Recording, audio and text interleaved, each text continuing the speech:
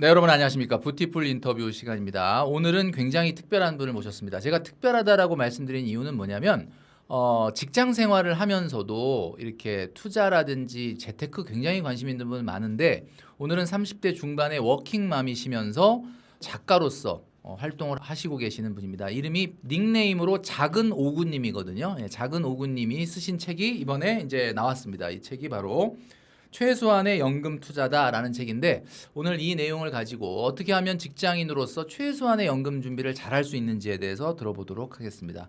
작은 오구님 나오셨는데 반갑습니다. 안녕하세요. 네네. 뭐 시작하기 전에 굉장히 떨리신다고 얘기를 많이 하시는데 뭐 유튜버라든지 이런데 많이 출연하신 게 아니라 오늘 처음인 거예요. 처음이에요. 완전 예. 처음.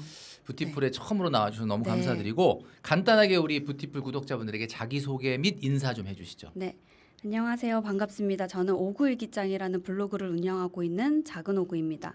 먼저 이렇게 평소에 종종 보는 심지어 이 120만 유튜브 채널에 이렇게 초대해 주셔서 너무 감사하고 제가 평소에 진짜 너무 뵙고 싶었던 돈줄남님이 사실 오늘 계실지 안 계실지 몰랐는데 제가 이렇게 바로 옆에 앉아 있으니까 지금 너무 떨리거든요. 그래요? 예. 네.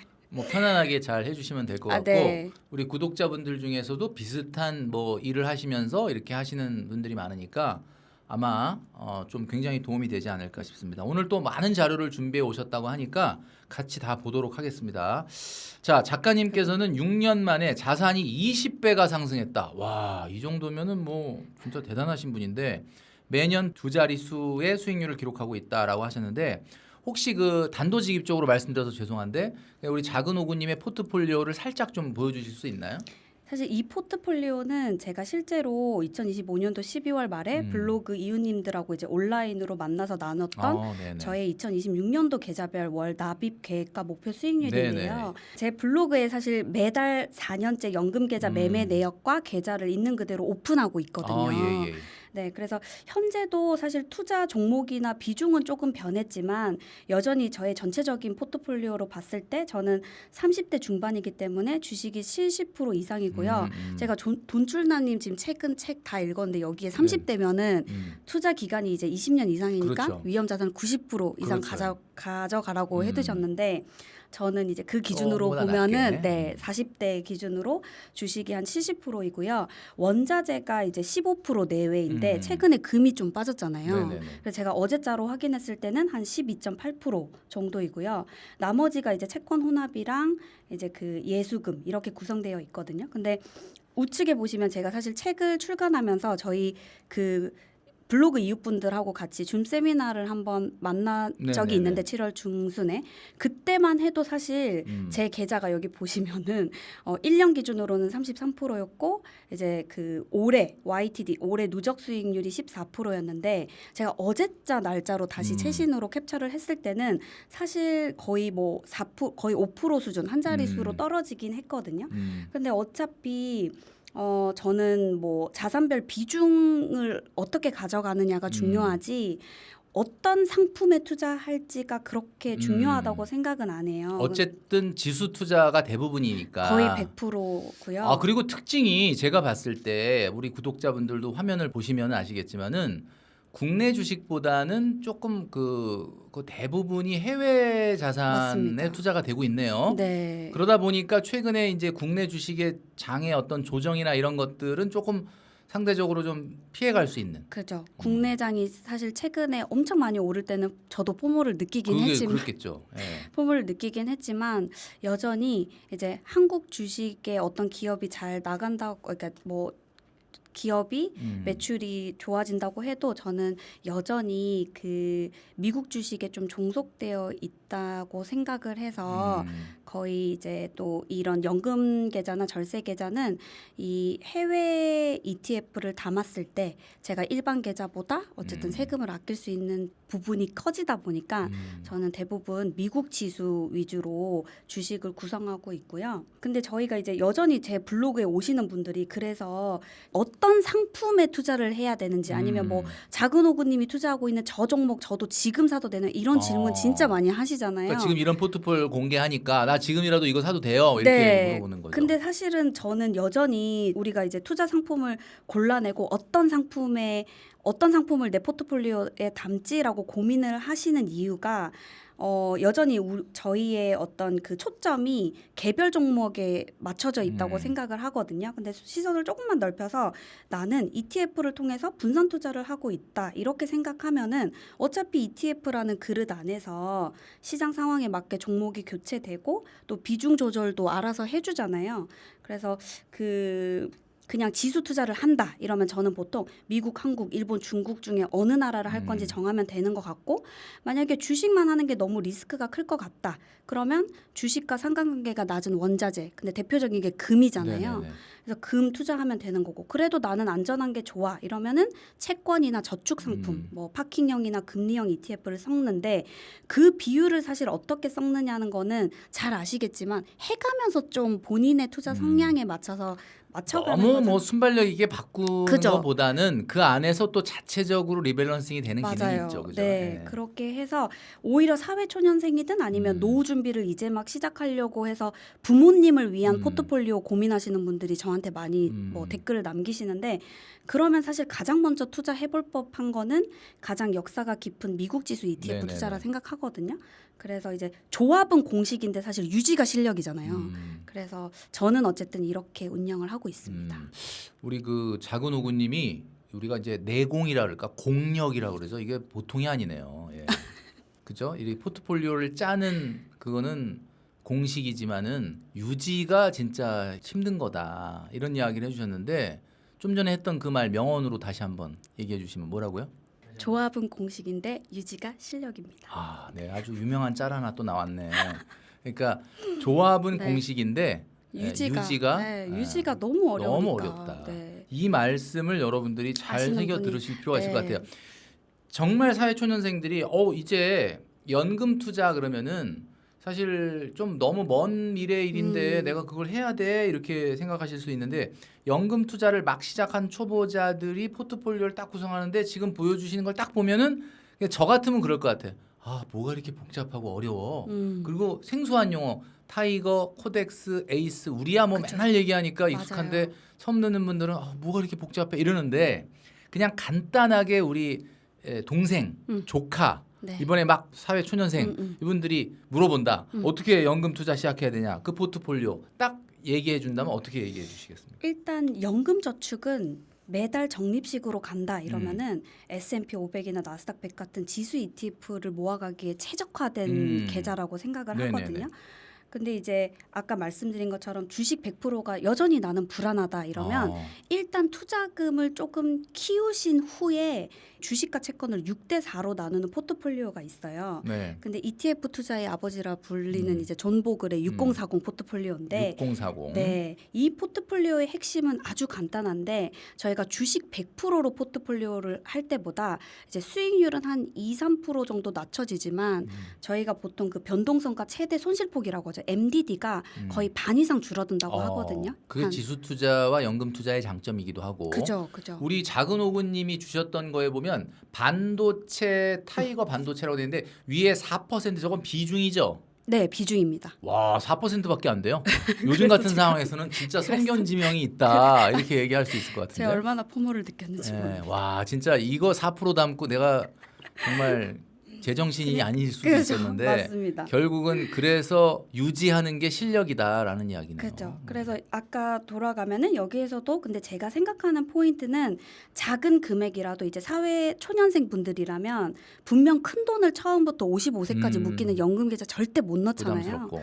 그러니까 일단 막상 시작을 하지 않은 상태에서는 이게 뭐 얼마나 큰 목돈이 되겠어 이런 의구심이 있으실 텐데 이제 포트폴리오 고민을 하다가 정작 계좌 개설이라든지 첫 투자를 주저하시는 경우가 굉장히 네네네. 많은 것 같아요. 그래서 남는 돈으로 투자한다고 생각하지 마시고 투자할 돈을 먼저 떼고 소비한다는 습관을 먼저 키우신다는 생각으로 일단 기계적으로 지수 ETF를 시작하세요. 제가 그리고 선저축을 얘기했다면 작은 오구님은 선투자, 선투자를 하고 써라 이렇게 얘기를 해주시는 것 같아요. 네. 그렇게 하면은 이제 포트폴리오는 차차 투자 성향에 맞춰서 어떤 포트폴리오를 가져갈지는 네, 여러 가지 포트폴리오가 있으니까요. 네네네. 참조해 보시면 좋을 것 같습니다. 네네. 지금 우리 작은 오구님의 이야기가 그 어떤 전문가 이야기보다도 더 생생한 거는 이거는 실제로 현장에서 직장 생활하시면서 정말 작은 금액으로 평생 월급을 완성하기 위한 계획으로 하고 계시기 때문에 그런 것 같아요. 올해는 뭐 주식시장 보신 분들 아시겠지만 사이드카가 엄청나게 발동이 됐고 뭐 15번인가요? 뭐 여태까지 사이드카가 생긴 이래로 올해처럼 이렇게 사이드카와 서킷 브레이커가 발동이 되는 때가 없습니다. 2008년 금융위기 이후 수준 이걸 뛰어넘을 정도로 지금 급등락이 반복되고 있는데 오늘도 사이드카 제가 지금 영상 찍고 있는 오늘도 사이드카 시장 상황과 상관없이 이렇게 흔들리지 않는 포트폴리오를 유지하는 비결이랄까 아니면 뭐 어떤 나름대로 멘탈 관리랄까 어떤 흔들리지 않는 포트폴리오를 만드신 건가요 이게? 저는 사실 뭐 투자 금액이 크고 작음을 떠나서 네. 늘 저희가 지금 그래서 주식을 살 때인가 팔 때인가 이걸 많이들 고민을 네네네. 하시잖아요. 근데 이제 그때 그런 분들이 관심을 가져보면 좋을 것 같은 게 올웨더 포트폴리오인데요. 그러니까 말 그대로 정말 사계절 내내 어떤 날씨에도 버티는 전략이잖아요.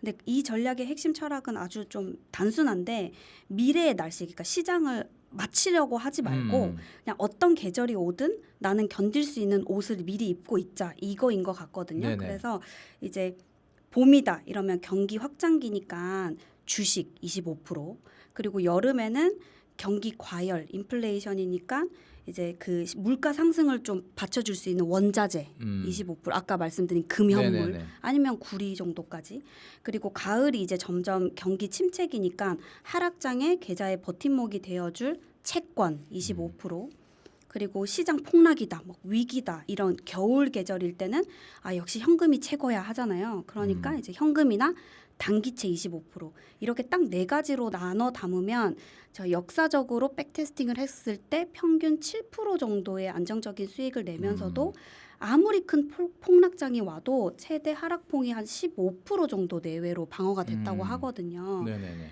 그래서 이제 저도 사실 처음 그 비과세 연저펀드, 연금저축펀드 두 번째 연금저축펀드를 열 때 그 광환국님의 퀀트 투자라는 책을 보고 네네. 이 올웨더 포트폴리오를 계좌를 개설해서 처음에 담는 것까지 제 블로그에 다 네네. 담았었거든요. 근데 지금은 저 역시 제 투자 취향에 맞게 보시면 아까 화면 보시면 아시겠지만 그냥 미국 나스닥 100 금현물 80% 20% 이렇게 좀 세팅을 바꾼 상태입니다.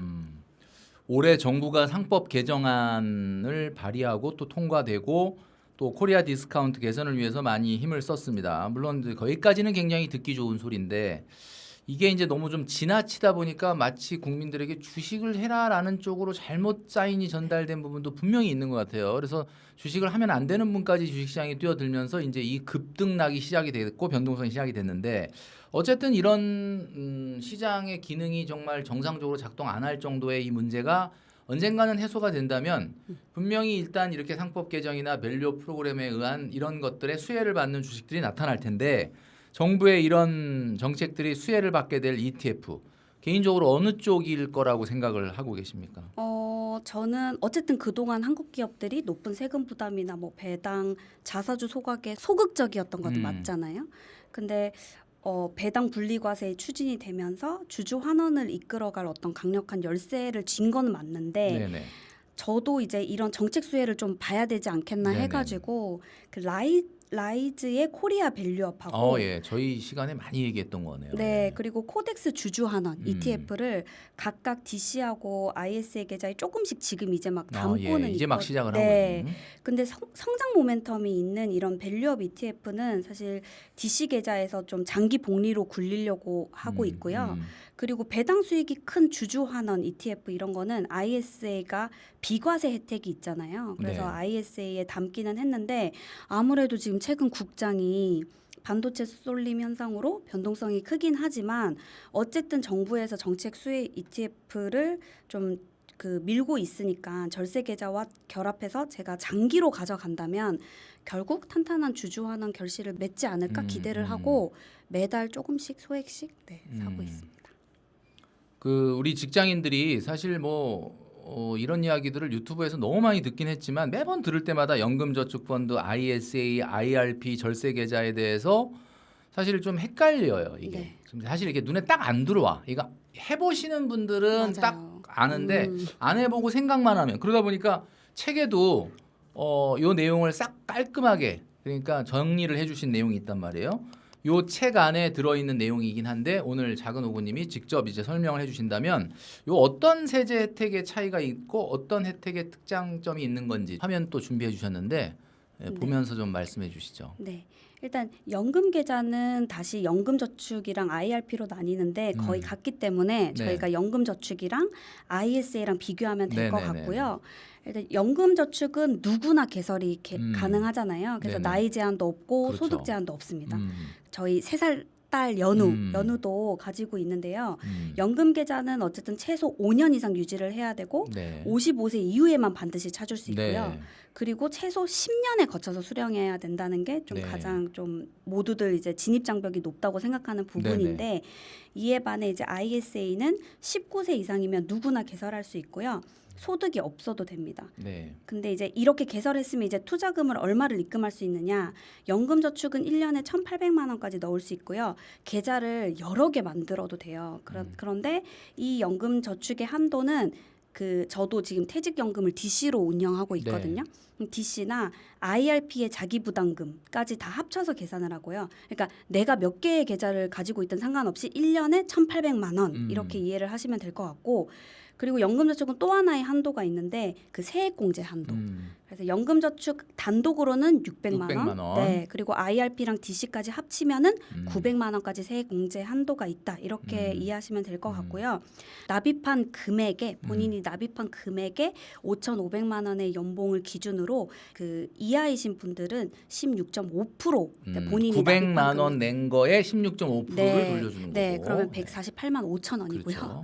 그리고 이제 5,500만 원 초과이신 분들은 이제 그 13.2% 하면 저도 118만 8천 원일 거예요, 아마. 네, 그렇게 이제 매년 환급이 된다 보시면 되는데 여기서 포인트는 이제 900만 원 넣는다고 다 그만큼 돌려주는 게 아니라 다들 작년에 연말정산 해보시면은 그 연말정산 결과지에 보면은 결정세액이 있어요. 근데 결정세액이 만약에 빵원으로 적혀 있으신 분들은 사실 넣어도 돌려받을 게 없는 세금이 거죠. 없는 거라서 결정세액이 만약에 있다 이러면 그 결정세액 나누기 본인의 연봉 초과 이하를 기준으로 0.013, 0.0156을 하시면은 딱 1년에 본인의 저축 금액이 정하시면 될 것 같습니다. 네네네. 그러니까 너무 사실은 소득에 과하게. 비해서 많이 해도 네. 요거는 사실 효과가 세제 혜택 효과는 반감될 수 있다는 거. 맞아요. 근데 ISA 계좌는 또 1년 동안 최대 2천만 원까지 입금을 할 수 있는데요. 원래는 못 채운 한도를 다음 해로 2월을 해줬잖아요. 근데 이제 네, 그죠? 근데 바뀌어가지고. 4일에 세제 개편안 발표에 따르면은 근데 아직 국회를 그렇죠. 통과 아직 안 해서 확정된 아직 건 아니고 확정은 세제 개편 아니고. 안에서만 네. 나오는 거죠. 근데 지금 어쨌든 개편안에 따르면은 올해가 지나면은 납입 한도 2월이 안 된다는 거거든요. 그래서 어쨌든 1년에 2천만 원을 넣을 수 있으면 저희가 굳이 12개월로 나누면은 한 달에 한 167만 원 정도 네네네. 넣을 수 있는 계좌다. 이렇게 이해를 하셔야 되는데 근데 이 두 개 다 좋은 것 같은데 그럼 나는 어떤 계좌를 선택해야 될까? 그러니까요. 이게 지금 초보자분들은 너무 많이 헷갈려 하시는데 저는 물론 다 굴리고 있지만 가장 중요한 건 사실 이 두 가지의 계좌의 존재 이유 그리고 나라는 사람은 이 계좌를 왜 이용하지? 목적, 이해 이 두 가지를 꼭 짚고 넘어가셔야 될 것 같거든요. 근데 ISA는 중기적인 목돈 마련 이게 주 목적이에요. 그래서 근데 연금저축은 노후에 매달 생활비로 타 쓰는 것이 목적이기 때문에 절세 혜택이 이게 뭐 비과세가 얼마고 분리과세가 있고 세액공제가 있고 없고 이게 중요한 게 아니라 내가 만약 3년에서 5년 정도 기간을 잡고 몇백에서 몇천 정말 목돈을 굴리겠다. 그럼 그걸로 집을 사든 대출을 갚든 아니면 연금저축으로 풍차 돌리기를 하든 어쨌든 단기 자금 운용이 목적이다. 이러면은 ISA로 가셔야 되고요. 연금저축 같은 경우는 뭐 내가 얼마를 모으고 수익률이 얼마고 전혀 그것보다 더 중요한 게 55세 이후로 10년에 거쳐서 받을 수 있는 노후 생활비라는 거거든요. 그래서 이제 나는 따박따박 미래에 나의 노후 생활비가 될 든든한 현금 흐름을 만드는 게 목적이야. 이러면은 연금저축으로 가시면 될 것 같고요. 이 세제 혜택도 좀 헷갈려 하시는 분들이 있는 것 같은데 ISA 계좌는 이 두 개 다 과세 이연에 대한 혜택이 있지만 ISA 계좌는 수익이 나면 일단 해지를 할 때까지 쭉 세금을 지연시켜 주잖아요. 그런 의미에서의 과세 이연인 거고, 그러니까 내가 내야 하는 이자 배당 소득세를 아예 안 내게 해주기 때문에 일부 비과세라 부르고 일부는 조금만 내도록 해주기 때문에 9.9% 분리과세 이런 혜택이 있는 거고요. 근데 이번에 신설된 그 ISA는 생산적 금융 ISA. 네, 거기는 이자 배당 소득세를 아예 전액 비과세 해주고 심지어 34세 이하 청년들한테는 납입 금액의 10% 소득공제. 네, 소득공제도 해준다고 하니까. 근데 이제 연금저축으로 가시면요. 연금저축은 내가 투자를 해서 낸 수익을 미래 어떤 시점까지 쭉 밀어준다는 과세 이연이다 보니까 먼 훗날에 이제 연금을 수령할 때까지 계속 이제 세금을 이연시키면서 또 복리로 굴릴 수 있거든요. 근데 ISA는 내가 어쨌든 투자라는 행위를 했을 때 비과세든 손익통상이든 누릴 수 있지만 연금저축은 아시다시피 제가 투자라는 행위를 안 해도 목돈을 넣어놓기만 해도 세액공제를 받을 수 있잖아요. 그래서 아예 투자를 해본 적이 없는 초보자다. 네네. 근데 근로소득이 있으시다. 그러면은 저는 무조건 연금저축 펀드를 여시고 작년 연말정산에 결정세액을 보시고 일부라도 연금저축 펀드에 이제 이체만 해두셔도 세액공제를 받으실 수 있으니까요. 네네네. 그렇게 안내해드리고 있습니다. 네. 작은 오고님이 얘기하셨던 것처럼 ISA가 개정되면서 납입 한도 2월이 폐지가 됐어요. 이제 3년마다 ISA 만기 자금을 연금저축이나 IRP로 이체하는 그런 것들 영상 많이 보셨죠.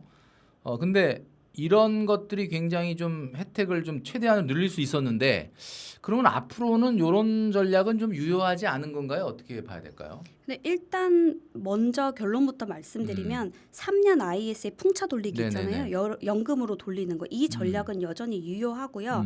지금 가장 혼란스러우신 분들은 저 포함 이제 ISA 기존 ISA를 운영하고 계시는 분들일 것 같거든요. 네네. 그래서 그 기준으로 말씀드리면 기존에는 이제 3년에서 저희가 무기한 연장이 됐는데 개정이 되면서 최초 3년에서 연장 2년 총 5년으로 이제 제한이 된 거거든요. 네네네. 그러면 5년 시점에 이제 강제로 해지를 해야 되는 그렇죠. 거잖아요.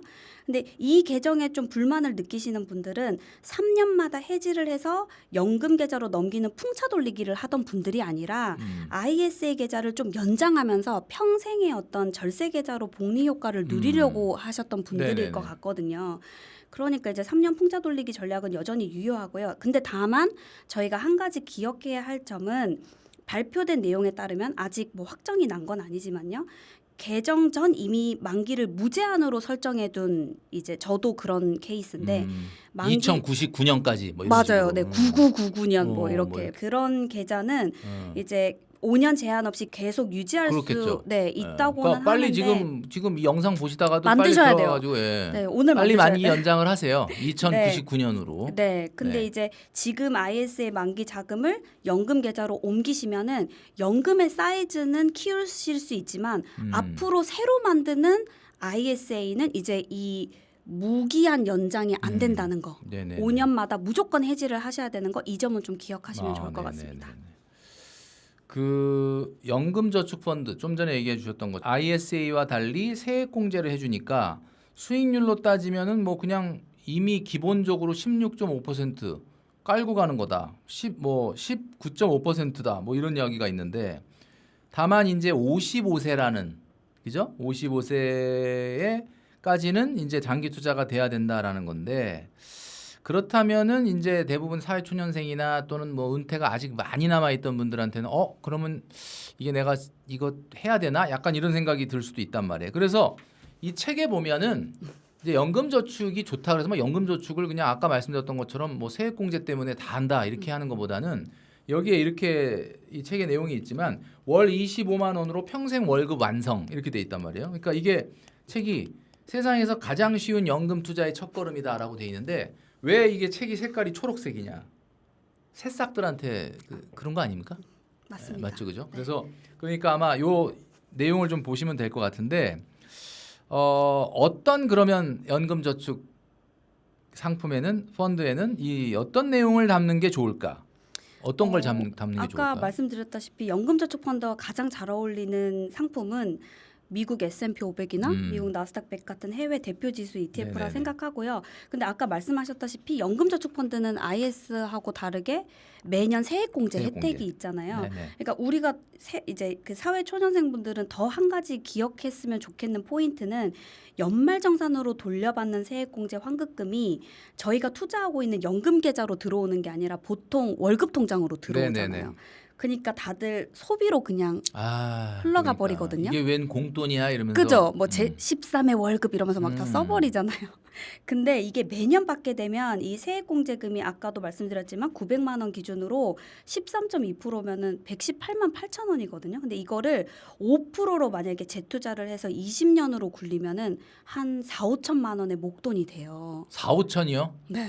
그러면 이거 뭐 해야죠. 내가 이거 웬 공돈이야 그러고 이상한 데 써버리는 것만 참아도 그냥 한 4, 5천만 원 생기네. 그죠. 어. 그래서 이제 이 사회초년생분들은 아직 근데 이 복리를 체감을 안 하니까 이거를 경험을 안 해봤기 시작을 때문에. 잘 못하시는 것 같은데 어떤 상품을 담을지 너무 복잡하게 생각하지 마시고요. 대표 지수 ETF로 시작하되 연말정산으로 돌려받는 그 돈 있죠. 그걸 절대 소비하지 마시고 딱 생각해 뒀다가 받은 금액만큼은 의식적으로 연금저축으로 이체하셔서 다시 ETF 투자로 좀 이어가는 그런 습관을 좀 가지셨으면 좋겠습니다. 지금 아마 우리 그 선 경험자께서 이야기를 해주셨으니까 그 얘기를 네. 그죠? 순간 즐거웠는데 날아오는 영수증에 마음 괴로워하지 마시고 네. 통장에서 돈이 쫙쫙 늘어나는 재미를 그죠. 느끼셔라 이렇게 네. 말씀해 주시는 것 같아요. 일단 퇴직연금에는 안전자산 30%를 강제적으로 담아야 합니다. IRP. 그런데 어디에 투자하는 것이 좋을까? 이게 이제 본문 책에도 보니까 239쪽에 요 내용이 나와 있던데 네. 요거 어디다 담는 게 좋을까요? 일단 퇴직연금 안전자산 30% 의무 규정 이렇게 딱 들었을 때 보통 두 가지 반응이었거든요. 제 두 가지 블로그에 반응. 찾아오시는 분들이 예를 들면은 저처럼 이제 저도 2020년까지 정말 예적금만 100% 했던 그러니까 주식 투자 하면 안 되는 줄 알았어요. 네, 예, 예. 그래서 이제 오시는 분들 중에 30%를 안전한 상품을 자산. 말씀을 드려도 이거 진짜 안전한 거 맞아요? 그러면서도 은행 예금보다는 좀 더 높은데 뭐 원금이 사라지는 거 아닌가 이런 반응이 있고 네네네. 다른 어떤 분들은 투자 경험이 없으신데도 아니 ETF 주식 수익률이 그렇게 좋다는데 내 퇴직금인데 왜 30%를 30% 여기다 30%를 왜 여기 묶어놔야 돼요? 이렇게 이제 정말 극명하게 나뉘는데요. 그래서 이 니즈에 맞춰가지고 안전자산 범위 안에서도 정말 다양한 상품들이 있거든요. 네네. 그래서 원금이 100% 보장되는 이 초안전 상품부터 주식 못지않게 좀 수익률을 가져갈 수 있는 알짜 상품까지 다 이렇게 선택할 수 있다 보니까 제 책 6장에 네. 초급부터 초고급까지 4개의 단계로 이제 상품들을 좀 정리를 해놨어요. 네. 그래서 원금 보장을 원하시는 분들은 저축은행의 월복리 예금이나 보험사의 연복리 상품이 있거든요. 근데 은행의 단기 예금은 사실 단리 기준이라서 이거죠? 240페이지에. 요거 딱 보면은 네. 나눠 놓으셨어요. 초급자, 중급자, 고급자, 초고급자. 네. 이렇게 나눠 가지고 어떤 거를 담으면 좋을지까지 또 네. 자세하게 해놨습니다. 네. 그리고 또 조금 하이 리스크 하이 리턴이면서 나는 좀 현금 흐름이 중요하시다 이런 분들은 연금 배당률이 사실 10% 이상인 그런 커버드콜 상품이 요즘 너무 많잖아요. 네네네. 근데 그런 상품을 담을 수 있는데 아직 나는 퇴직연금이 너무 생소해. 그래 나는 초보자야. 근데 좀 누군가가 알아서 좀 잘 좀 해줬으면 좋겠어 하시는 분들은 사실 TRF나 TDF로도 네. 충분히 편안한 선택인데 수익률이 꽤 좋을 수 있거든요. 네네. 근데 TRF는 타겟 리스크 펀드라고 해가지고 예를 들어서 TRF 3070이다 이러면 앞에 30이 주식 비중 그리고 뒤에 있는 70이 채권 비중이에요. 네네. 그래서 위험 선호에 맞춰서 주식과 채권 비중을 좀 선택하시면 좋을 것 같고 네. TDF는 타겟 데이트 펀드라고 해서 데이트 은퇴 시점에 맞춰서 자동으로 포트폴리오를 또 조정해 주시는 그런 프로그램이거든요. 예를 들어서 내가 은퇴 시점이 목표 시점이 2045다 이러면은 TDF 2045를 선택하시면 저절로 좀 미래 시점인 상품은 알아서 그 안에 주식 비중이 큰 비중을 걸로 알고 낮춰주고. 있습니다. 네. 그래서 지금 말씀해 주셨던 것처럼 TRF도 있고 TDF도 있다. 네. 그리고 이제 그 30%를 어떻게 하느냐에 따라서도 또 결과가 달라질 수 있기 때문에 지금 뭐 제가 좀 전에 보여드렸던 것처럼 6장에 나와 있는 초급자부터 초고급자까지의 네. 내용을 한번 보시면 좋을 것 같습니다.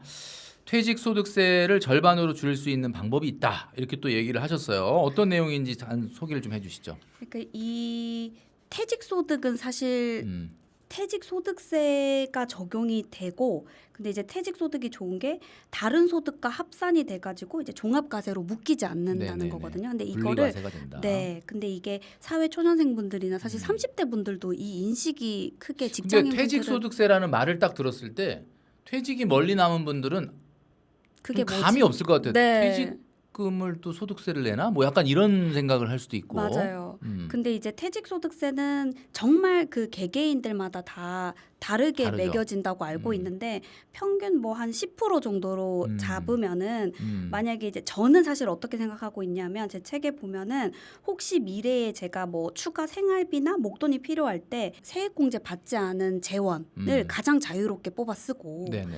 그 다음이 좀 자유롭게 쓸 수 있는 게 이연퇴직 소득. 얘는 왜냐하면 세금이 아예 뭐 분리돼 가지고 그 퇴직소득세만 10% 적용을 받으면서 또 연금으로 수령을 하면 10년부터 이제 30%씩 감면을 해주잖아요.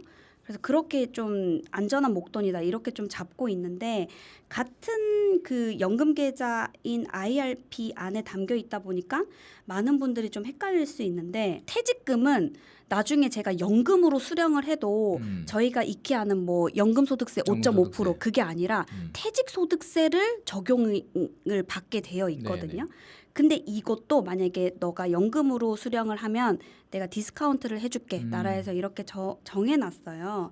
그래서 만약에 이제 연금으로 만약에 수령을 하면은 감면 혜택이 30%부터고 20% 이상 나눠받으면 2026년도 올해 신설됐는데 이 5%까지 할인을 해주거든요.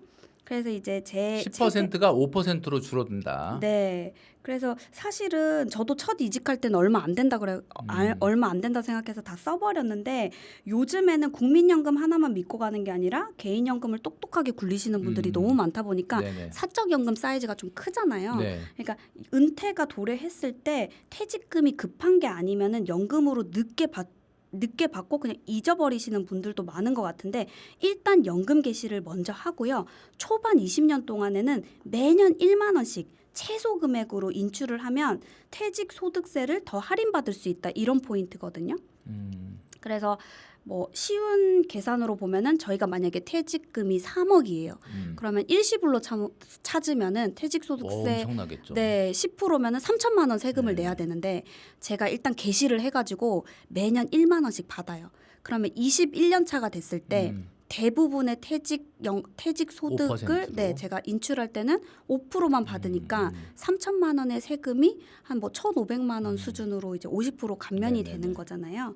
그래서 이제 세금 아끼려고 그냥 20년 동안 퇴직하고도 네. 돈을 안 쓸 수는 없는데 그죠. 하여튼 최대한 이렇게 지급 시기를 늦추게 되면 그 퇴직연금 퇴직소득세 자체도 좀 줄어들 수 있다. 네, 근데 근데 이제 뭐 거의 10에서 5% 그러니까 많은 분들이 뭐 얼마 차이 안 나네 그러지만 이게 퇴직 50%가 절약이 되는 거잖아요. 그죠? 그러니까 꼭 그런 이렇게 하자는 게 아니라 음. 돈의 역할에 따라서 인출 우선순위에 따라서 단순히 어떤 돈은 인출 시기만 조절했을 뿐인데도 이렇게 세금이 줄어들 수 있다. 이런 포인트를 좀 설명하고 싶어서 제 책에 많은 담게 우리 됐습니다. 구독자분들이 나도 작은 오구님처럼 저렇게 연금에 대해서 막 좀 우리가 속된 표현으로 빠삭하게 좀 알고 싶다 뭐 이런 생각을 할 것 같은데 이게 사실 뭐 우리 작은 오구님도 2020년까지는 그냥 예적금만 하시고 맞아요. 이렇게 했는데 주식하면 큰일 뭐 나는 줄 지금은 알았어요. 이렇게 책을 쓰시는 작가님까지 되셨단 말이에요. 근데 책이 일반적인 분보다 다른 작가님들보다 지금 현재 워킹맘으로 이렇게 열심히 그죠 직장 생활하면서 노후를 준비하는 분들이 에게 딱 맞는 책을 소개를 해주신 거니까 어떻게 보면은 이해하기가 더 훨씬 쉽지 않을까라는 생각을 하게 됩니다. 이제 작은 오구님이 이제 블로그를 하신다고 했는데 유튜브는 아직 안 하시는 거죠? 네. 유튜브도 하시면 좋을 것 같긴 한데 일단은 그 많은 분들이 생각하실 것 같아요. 우리 작은 오구님은 그러면은 그 일반 직장을 다니는데 그러면 과연 뭐 이렇게 경제, 금융 이런 쪽에 뭐 전공을 하셨나? 뭐 아니 뭐 이렇게 생각할 수 있는데 전혀 아닙니다. 지금 회사에서 하고 계시는 일과 혹시 과거에 뭐 전공했던 거라든가 이런 거 얘기해 주실 수 있어요? 저는 정말 모든 분들의 이 용기의 아이콘으로 아, 저는 용기 아이콘. 네, 네. 저는 영문학과 출신이고요. 영문학과 전혀 이거랑 관련이 연금과 관련이 없습니다. 네. 예. 그리고 지금 회사에서는 음. 그 어떻게 설명을 드려야 되지? 그 프로덕트 담당을 하고 있어요. 그래서 전혀 뭐 투자나 이런 뭐 연금, 절세 뭐 이런 거랑 관련이 없고 그냥 정말 맨땅에 헤딩을 그러네요. 하는 느낌으로 네. 시작을 했기 때문에 누구든지 네, 제 책을 보시면 쉽게 시작하실 수 있습니다. 그럴 것 같습니다. 우리가 최근에 그 월급 외에 건강보험료, 그러니까 월급 외 소득에서 이제 건강보험료를 추가로 매기는 기준이 이제 연 2천만 원, 그러니까 2천만 원 소득에서 1,000만 원으로 낮추는 방안이 또 나왔습니다.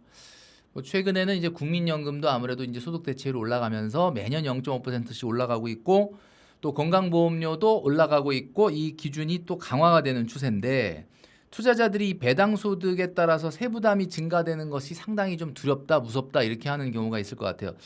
투자자들의 체감 이익이 많이 줄어들까요? 어떨까요?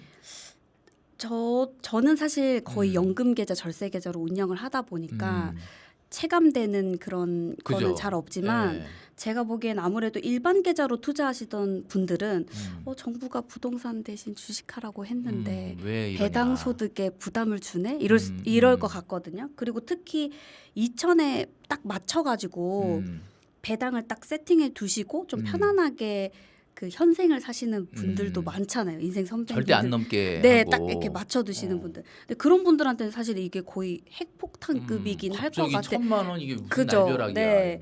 근데 이제 일단은 반발이 너무 확산되니까 제가 알기로는 정부가 일단 이걸 논의를 좀 미룬 걸로 알고 있거든요. 네네. 그래서 그럼 우리는 그 사이에 실제로 그런 일이 일어났을 때 내가 체감되는 정도가 어느 정도지? 그리고 나는 어떻게 해야 되지? 이거를 먼저 좀 그렇죠. 네, 봐야 될 또 것 계산을 같아요. 해보셨죠? 또. 네, 예. 그래서 쉽게 계산을 해보면은 예를 뭐 들어서 그림 있나요? 아니요, 이거는 지금 그림은 없어요? 없어요. 예, 말로. 네, 일반 계좌에서 만약에 연간 뭐 1,500만 원으로 세팅을 해두면은 기존의 기준으로는 2천만 원 이하니까 전혀 문제될 게 문제가 없는데 없었는데. 이게 갑자기 1,000만 원이 되면은 500만 500이 초과가 원이 되죠. 초과가 되는 거잖아요. 그러면은 500만 원에 대해서 건강 보험률이 지금 한 7% 수준이잖아요. 7%가 그러면은 조금 넘는데 조금 대략 7%라고 대략 7%다 치면 이러면은 500만 원 곱하기 7% 하면 한 35만 원에서 40만 원이니까 내가 부담하게 되는 뭐 정도는 월에 한 뭐 3, 4만 원, 네, 3만 원, 4만 원 정도 늘어나는 거잖아요. 네네. 그러니까 이제 소득이 줄어드는 건 당연히 아쉬운데 사실 진짜 중요한 거는 그래서 그럼 우리가 어떻게 대응해야 돼? 이거잖아요. 그럼 이 3, 4만 원을 부담하는 게 이제 부담스러우신 분들은 예. 정부가 도대체 이걸 왜 하는 거냐라고 생각을 해보면 신설 ISA도 그렇고 뭐 일반 계좌를 통한 배당 투자 하지 말라는 것 같거든요.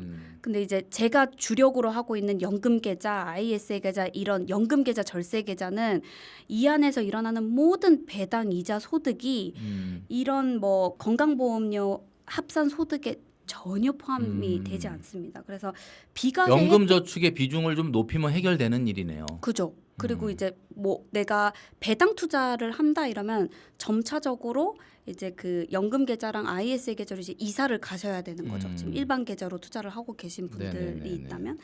그래서 이제 그렇게 하면 될 것 같고 그러니까 정리하자면 세금이나 건보료 기준이 까다로워지네 해서 막 패닉셀 절대 할 필요 없고요. 아까 보여드렸던 것처럼 뭐 금액이 그렇게 막 어마어마한 건 생각보다 아니다. 네, 아니라서 넷플릭스만 끊으면 되네요. 그죠. 그냥, 그러니까 배당 나오는 자산은 내가 앞으로 무조건 ISA나 연금 계좌로 옮겨 담으면 되겠네 이렇게 잡고 가시고 그 법칙만 잘 지키시면은 체감 손실 없이 똑똑하게 또 네, 자산을 지키실 수 있을 것 같습니다. 네네네.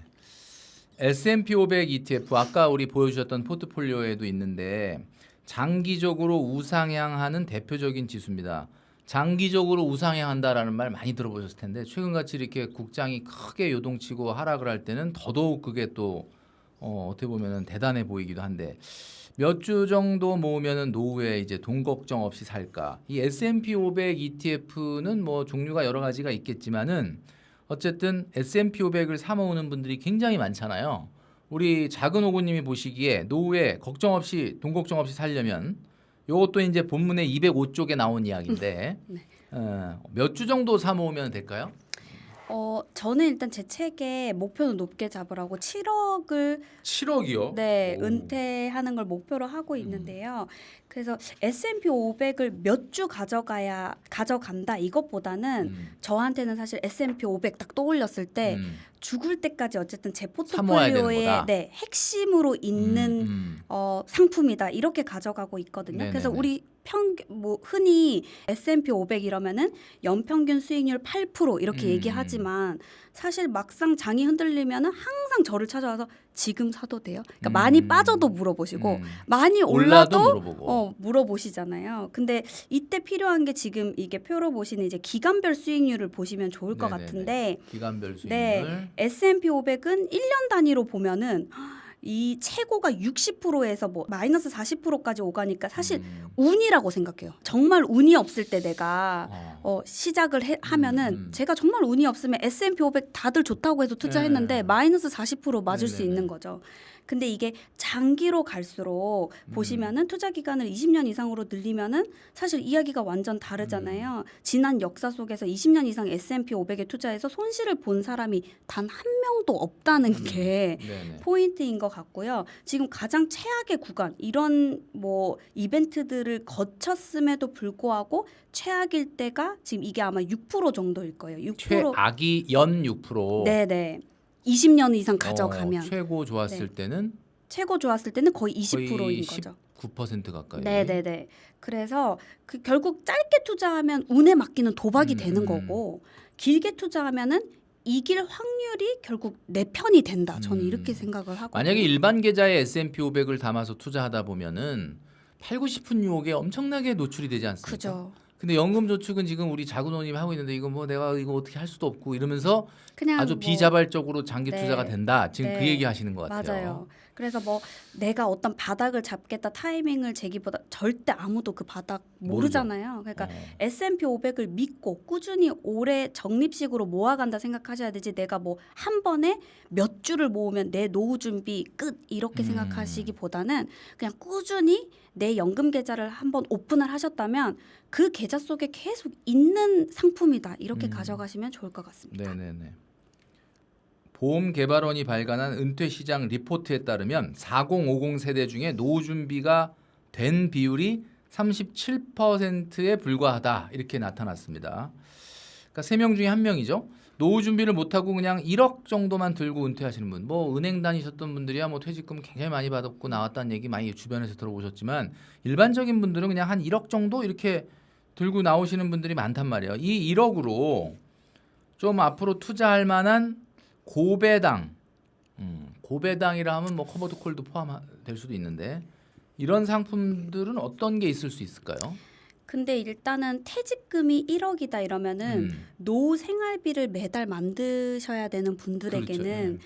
연 10%가 막 넘는 고배당 커버드 콜이 엄청 매력적으로 다가올 것 같긴 하거든요. 네네네. 근데 너무 고배당만 내세운 커버드 콜은 여전히 주가가 떨어질 때 원금이 함께 깎여 내려가다 보니까 뭐 예를 들면 지수 상승도 챙기면서 배당도 주는 3세대 데일리 타겟 커버드 콜이나 대표 지수 커버드 콜 위주로 보시되 네네. 지금 많이들 투자하시는 저도 투자하고 있는데 코덱스 200 타겟 위클리 커버드 콜도 최근 한 달 사이 주가가 20% 빠졌거든요. 그러니까 이제 1억 원을 전부 고배당 커버드 콜에 몰빵한다? 이거는 저는 비추천이고요. 네네. 최소한 절반 이상은 원금이 안정적으로 성장하는 S&P 500 같은 지수에 투자를 하시고요. 나머지 일부를 뭐 커버드 콜로 구성해서 현금 흐름을 좀 보완하시는 게 안전할 것 같고 더 중요한 거는 반드시 IRP나 연금저축 같은 연금 계좌 안에서 이 고배당 투자를 하셔야 된다는 거죠.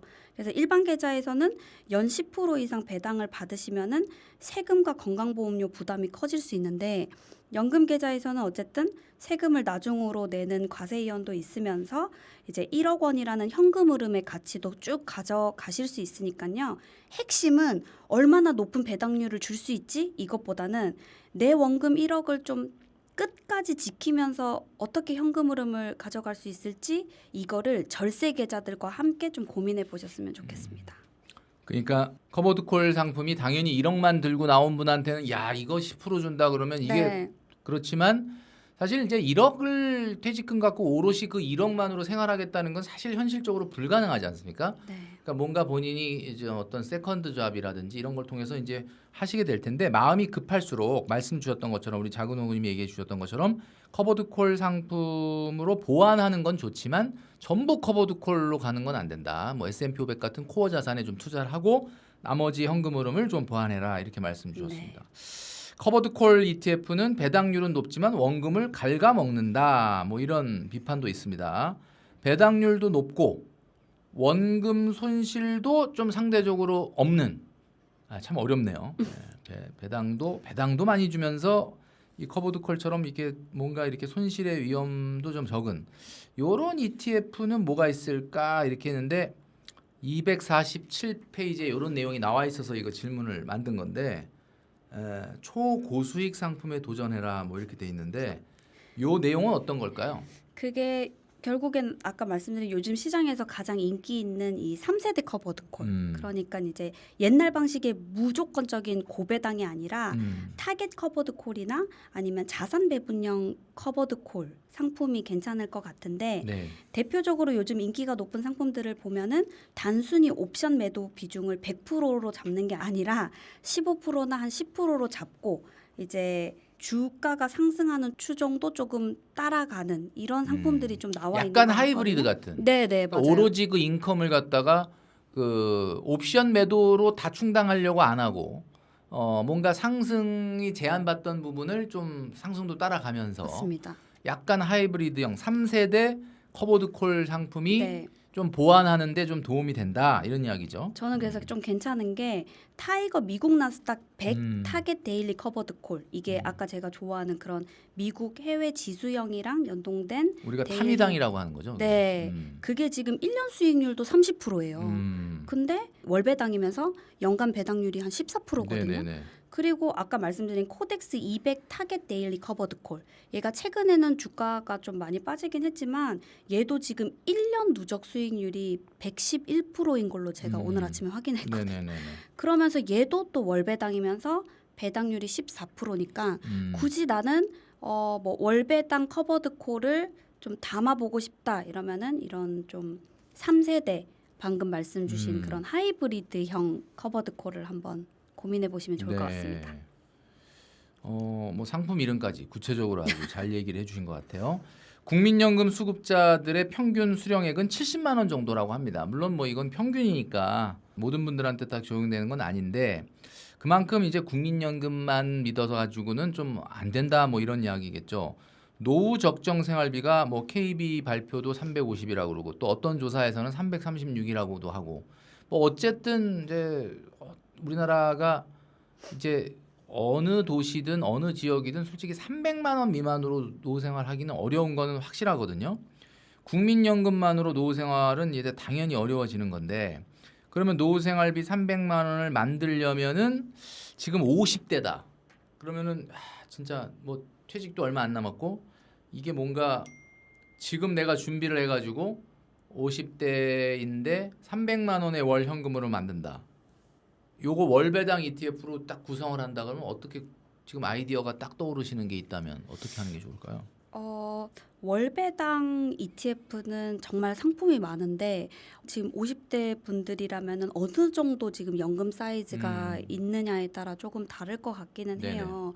근데 이제 지금 저는 사실 매달 뭐 좀 정말 아끼고 아껴가지고 135만 원씩 연금 계좌에 넣고 있거든요. 제 월급에서. 사실 백테스팅으로는 월 50만 원씩 해가지고 8% 연평균 수익률을 잡아도 한 30년 굴리면은 7억 정도가 되거든요. 근데 사실은 아까 말씀하신 뭐 그런 케이스보다는 제 블로그에 오시는 분들은 당장은 월 50만 원도 55세까지 묶이는 연금 계좌에 넣는 게 부담스럽다. 이런 분들이 좀 많아요.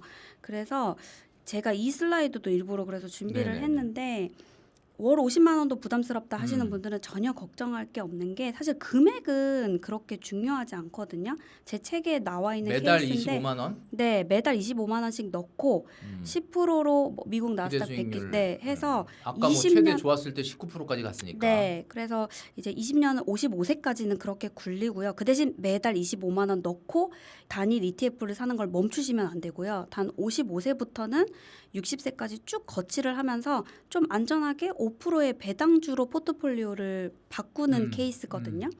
근데 이렇게만 해도 35세에 시작을 하면은 만약에 65세의 평가 금액이 거의 3억 가까이 되잖아요. 네네. 그러면은 보통 저희가 인출할 때 4%의 인출 룰이라고 해가지고 그렇게 인출을 하면서 5%로 매달 원금이 고갈되지 네, 않는다. 되게 하면은 월 97만 원씩 파이프라인이 만들어지는 거고요. 이게 네. 지금 25만 원으로 만든 거죠. 네네. 근데 이제 여기서는 다들 월 97만 원으로 어떻게 살아 이러실 수 있지만 여기서 포인트는 월 25만 원이 만들어낸 자체적인 파이프라인이라는 거거든요. 나중에 제가 만약에 60세가 됐는데 이 하나의 어떤 거의 100만 원 되는 파이프라인이 제가 젊은 시절부터 부은 25만 원으로 만들어졌다 그러면 저는 그게 꽤 큰 파이프라인이라고 생각을 해요. 네네. 35세 시작하면 그렇다. 네. 그래서 여기서 중요한 포인트는 이제 제가 뭐 국민연금이나 뭐 이런 걸 전혀 썩지 않고 오로지 순수 월 25만 원으로도 이렇게 파이프라인을 만들어낼 수 있으니까 투자 금액보다는 작게 시작하더라도 좀 일찍 시작하면은 시간으로 승부해라. 네, 좀 근데 이게 똑같은 금액이라도 50세에 시작하면은 야 이거 너무 작네요. 그죠?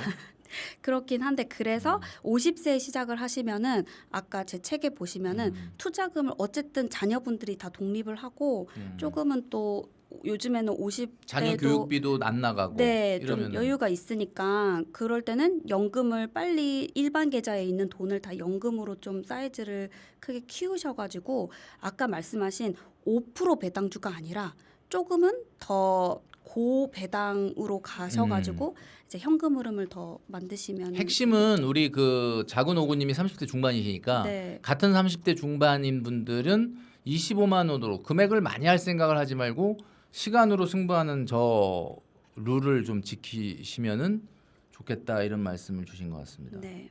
우리 작은 오구님께서는 월 500만 원의 생활비를 배당으로 만들 수 있다. 누구든지 가능하다.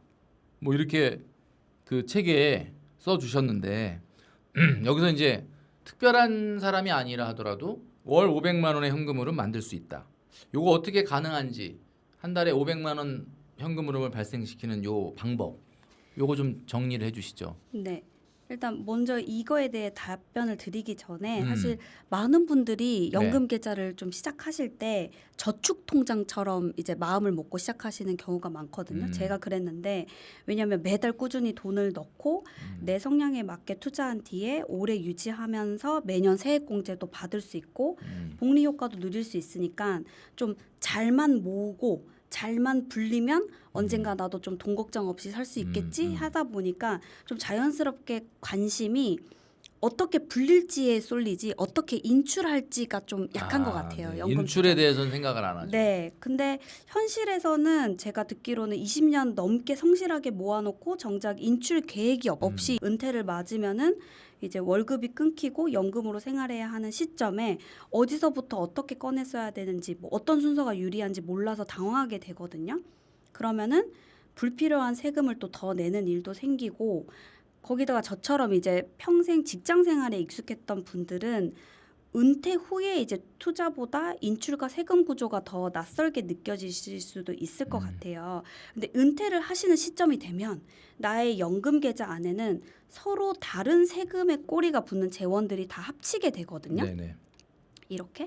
그래서 어떤 이제 종류의 노후 자금이 들어 있는지에 따라서 내가 부담하는 세금이 달라지고 그럼 손에 쥐게 되는 나의 생활비가 크게 달라져요. 그래서 갑자기 큰 목돈이 필요할 때 인출 전략을 세워두지 않으면 내가 사실 평생 절세하려고 이 계좌를 굴렸는데 연금 투자가 한순간에 의미가 사라질 수도 있다고 생각해요. 네네. 그래서 저라는 사람은 이제 500만 원을 아까 배당으로만 500만 원을 준비한다고 말씀을 해주셨는데 저는 사실 배당으로 한다는 게 아니라 이제 네네. 65세가 됐을 때 국민연금으로 한 50만 원 정도 보수적으로 이제 베이스로 깔고 있고요. 국민연금 50만 원보다는 훨씬 더 나오지 않겠습니까? 그렇기는 한데 또 네. 제가 또 은퇴하는 시점에는 뭐 어떻게 될지 어떻게 될지 모른다. 네, 요즘에 그래도 국민연금이 너무 보수적이야. 하여튼 네. 국민연금과 최대한 왜냐하면은 제가 작년에 평균 대한민국의 1인 그 국민연금 수령액이 67만 원이라고 네, 기사를 70만 원 봤- 정도 네.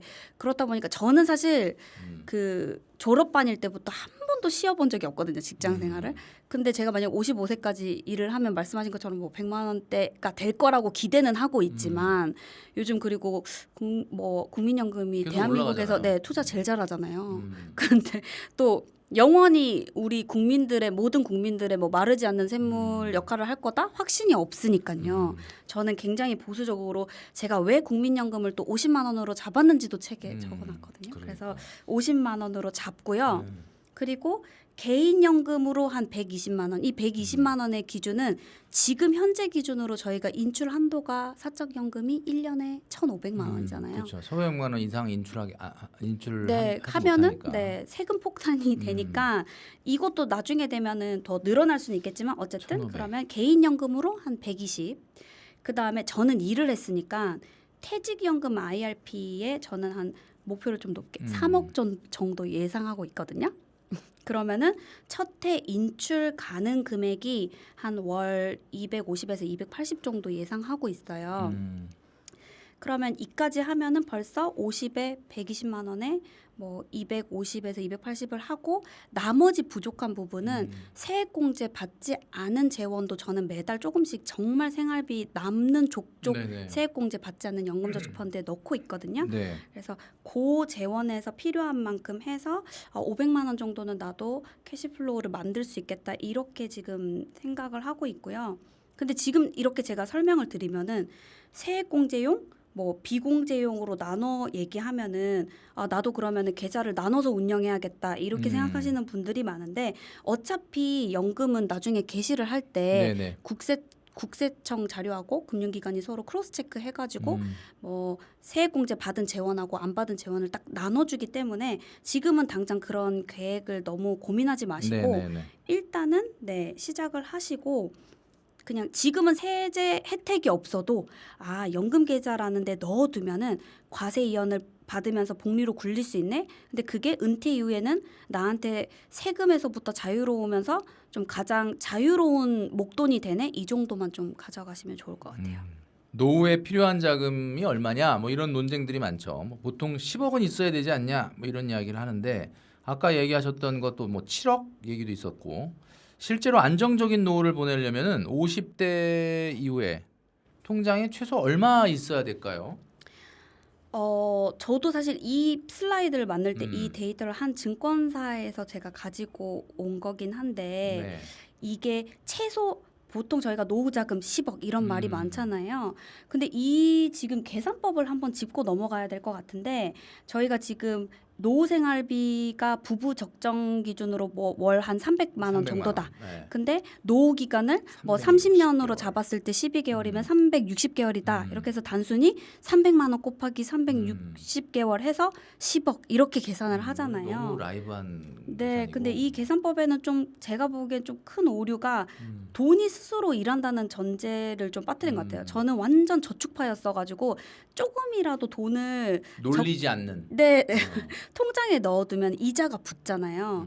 근데 이제 저희가 보통 모아둔 돈을 은퇴 시점이 되면은 내가 조금씩 쓰다가 바닥이 난다 생각을 하시는데 돈이라는 거는 통장에만 넣어둬도 사실 이자가 붙는데 저희는 하물며 연금 계좌에서 ETF 투자를 할 거잖아요.